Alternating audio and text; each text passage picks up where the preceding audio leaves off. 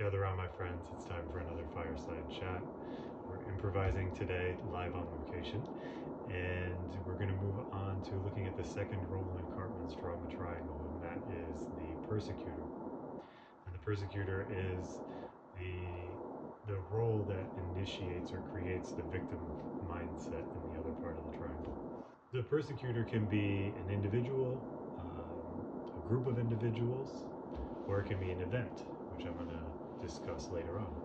And if the persecutor is an individual or a group of individuals, then they will often use tactics like bullying, defensiveness, and blaming to gain the upper hand in the situation. Essentially, what the persecutor is looking to do is avoid being the victim themselves. And so their inability to work through their own fears and anxieties comes out in toxic ways. And if they can put the victim in a state of less than, then they get kind of a distorted view of validation and self-worth.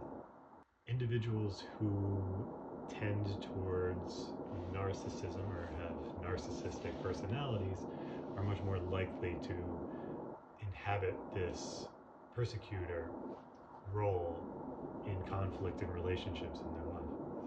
And the interesting thing is that persecutors, because they have such a judgmental external view of the world, that can be also turned inward, and the persecutor can judge themselves so harshly that they create an inner victim without even realizing it. Now, as I said before, the persecutor doesn't have to be an individual or group of individuals. It can be an event.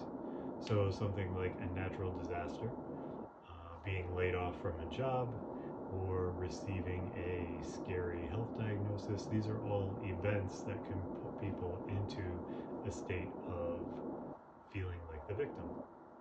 Regardless of what form the persecutor takes, ultimately it leaves the victim searching for help, or waiting for help, waiting to be saved, and thus leads us to our third and final role of Karpman's Drama Triangle that we'll look at in the next video, and that is of the rescuer.